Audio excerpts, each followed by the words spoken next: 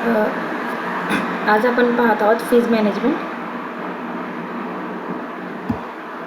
Fees मॅनेजमेंटमध्ये स्टुडंटची fees असणार आहे, कशा प्रकारे मॅनेजमेंट करायचं त्याचं ते तुम्हाला सांगत आहे. इथे फीजचे नेमचे हेड्स आहेत. तुमच्या स्कूलमध्ये कोणते कोणते प्रकारचे फीजचे हेड्स आहेत ते तुम्हाला अशा प्रकारे क्रिएट करता येणार आहेत. ठीक आहे. पुढे असणार आहेत ते म्हणजे standard division wise fees management.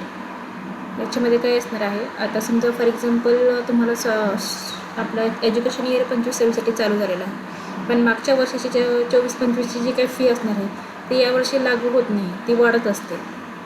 तर त्यासाठी काय करायचं आहे, पण तुम्हाला प्रत्येक एज्युकेशन इयरनुसार प्रत्येक स्टँडर्ड अँड डिव्हिजननुसार हे जे काही तुमच्या स्कूलचे जे काही फीचं स्ट्रक्चर असणार आहे ते तुम्हाला अशा प्रकारे बनवता येणार आहे. आता आम्ही हे इथे एक बनवून ठेवलेलं आहे, अशा प्रकारे तुम्ही पाहू शकता.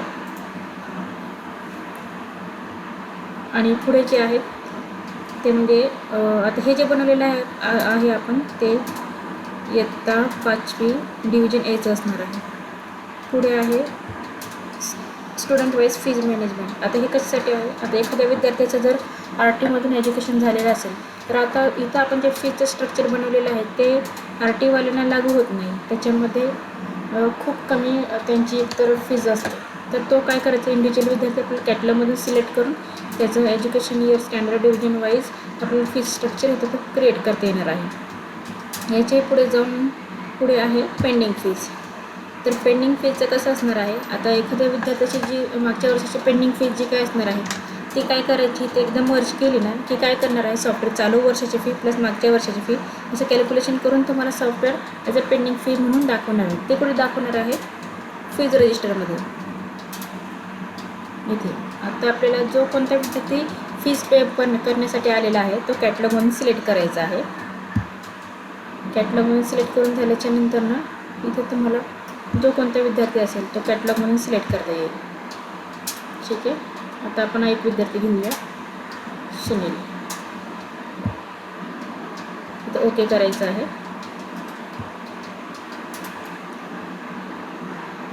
यांनी ऑलरेडी एक फी पे केलेली आहे, त्याच्यामुळे तुम्हाला ते पेंडिंगची रिसिप्ट दिसत आहे.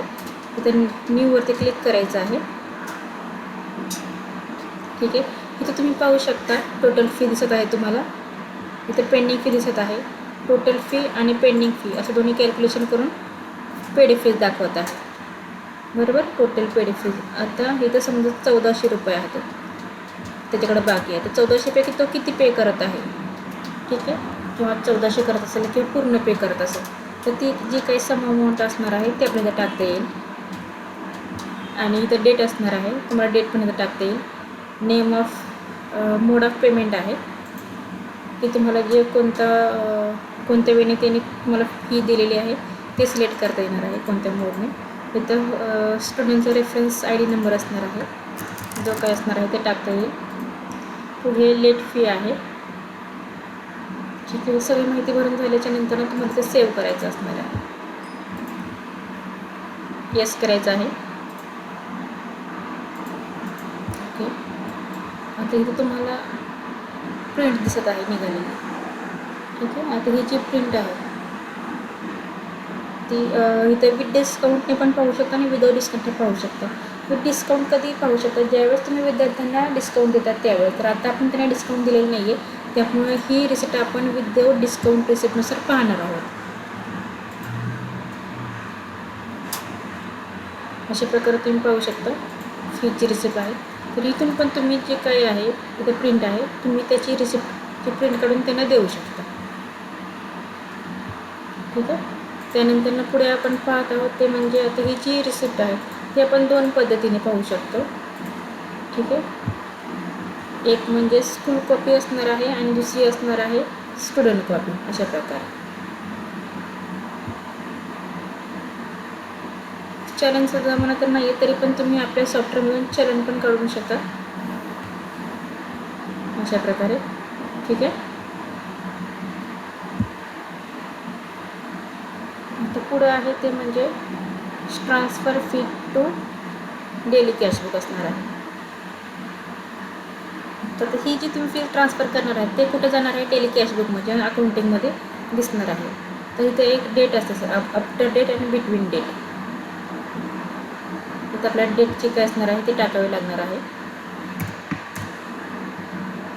सिलेक्ट करायचं असणार आहे. सर्च केलं की तो विद्यार्थी दिसेल आपल्याला. ठीक आहे. आता ट्रान्सफर फीज डेली कॅशबुकमध्ये जायचं आहे. इथं फायनान्शियल इयर जो आहे तो सिलेक्ट करायचा आहे.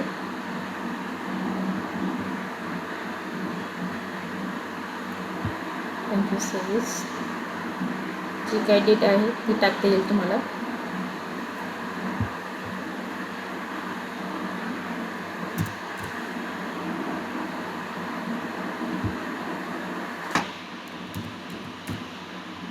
क्रेडिट असेल, डेबिट असेल, इथे डेली कॅशबुक येणार आहे.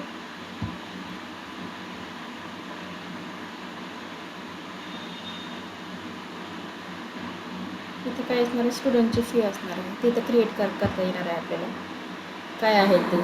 ठीक आहे. न्यू करायचं आहे. तर ज्यावेळेस मी तुम्हाला अकाउंटिंगची इन्फॉर्मेशन सांगेल त्यावेळेस कसं कसं सगळं क्रिएट करायचं ते सांगण्यात येईल तुम्हाला. स्टुडंट फीज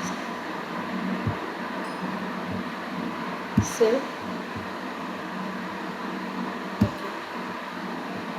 पुढे आहे नेम ऑफ सबमिट घ्यायची. मध्ये पण न्यू करायचं आहे. कॅशबुक, स्टुडंटची फीज इथं पण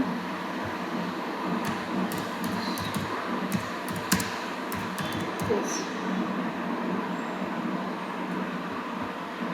सेव करायचं आहे.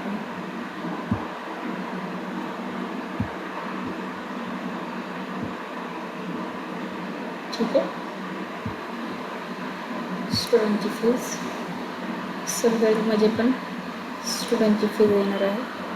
त्यांनी किती पे केलेली आहे ते येणार आहे. कोणत्या बँकेत केलेलं आहे, तुमच्या शाळेची कोणती बँक असणार आहे त्याचं नाव अकाउंट नंबरवर येईल. ट्रान्सफर रेफरन्स टू बँक ह्याच्यावरती क्लिक करायचं आहे आणि ते सेव्ह करायचं आहे.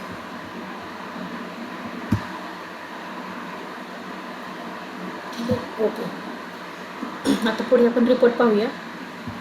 रिपोर्टमध्ये पहिला जो आहे स्टुडंट फीचं स्ट्रक्चर असणार आहे. आता हे जे फीचं स्ट्रक्चर असणार आहे तुम्हाला पूर्ण वर्गाचं पण पाहता येईल आणि एका स्टुडंटचं पाहिजे असेल तर एका स्टुडंटचं पण पाहता येईल तुम्हाला. हे पहा, अशा प्रकारचे तुम्ही सिलेक्ट ऑल जरी केलं तरी ते सगळं सिलेक्ट होईल आणि एक विद्यार्थीचं जर पाहिजे असेल तर त्याप्रमाणे पण तुम्हाला पाहता येईल. ओके करून रिपोर्टवरती क्लिक करायचं आहे. अशा प्रकारे फीचं स्ट्रक्चर असणार आहे. हे एका विद्यार्थ्याचं आहे, पूर्ण वर्गाचं आहे पण अशा प्रकारे. ठीक आहे. दुसरं आहे फीची रिसिप्ट. तर हा जो ऑप्शन आहे फीची रिसिप्ट, इथून पण तुम्ही त्या विद्यार्थ्याची जी काही फीची रिसिप्ट आहे तो देऊ शकता. इथे पण तुम्हाला आपलं डेट बिटवीन डेट जे काय असणार आहे ते टाकून विद्यार्थी सर्च करता येईल. किंवा कोणत्या कोणत्या विद्यार्थ्यांना तुम्हाला फीज द्यायची आहे, सॉरी रिसिप्ट काढून द्यायची आहे ते विद्यार्थी पण तुम्हाला अशा प्रकारे सर्च करता येईल.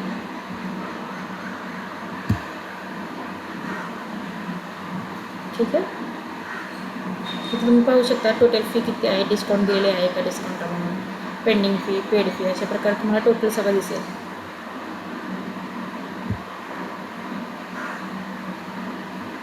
पुढे आहे student pending fees. Student pending फीचं रजिस्टर असणार आहे. इथे तुम्हाला सिलेक्ट करता येणार आहे प्रत्येक एज्युकेशन इयरनुसार.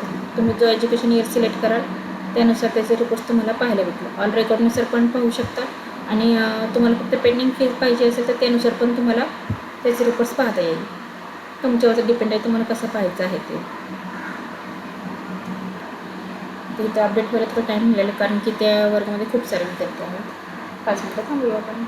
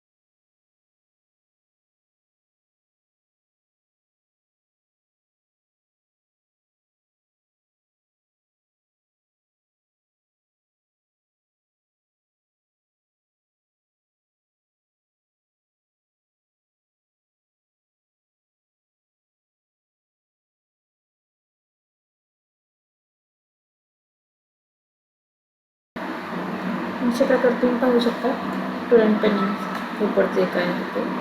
ठीक आहे. आता आपण पुढे पाहत आहोत ते म्हणजे स्टुडंटचे जे फीजचे जे हेड्स आहेत त्यानुसार तुम्हाला त्याचे रिपोर्ट्स पण पाहता येईल.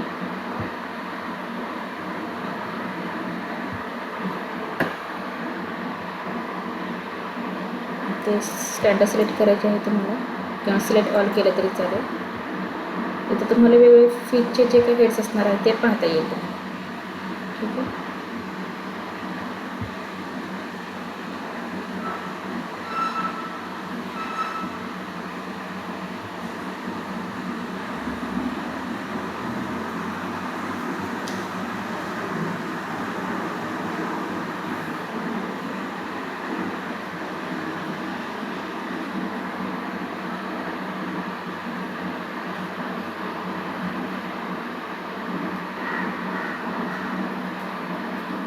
ठीक आहे. अशा प्रकारे तुम्ही पाहू शकता. इथून तुम्हाला पेज नंबर 1, 2, 3, 4, 5 असेल ते सगळं पाहता येईल.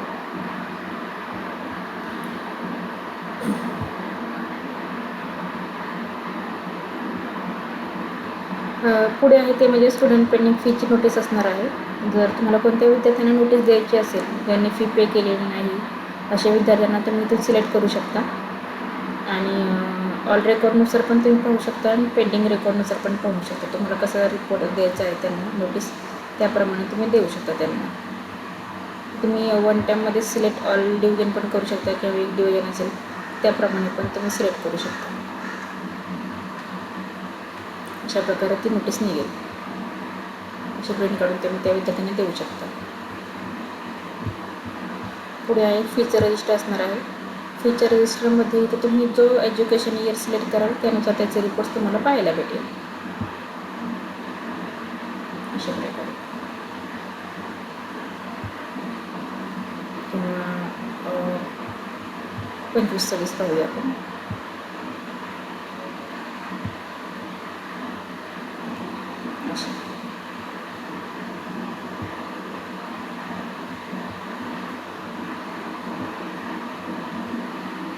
पुढे लेट फीचं रजिस्टर असणार आहे. स्टुडंट फीची समरी पण पाहायला भेटेल.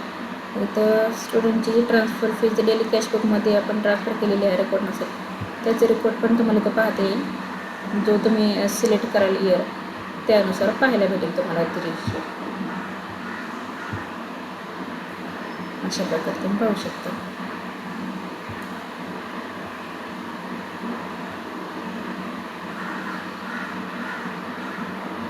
ठीक आहे. थँक्यू.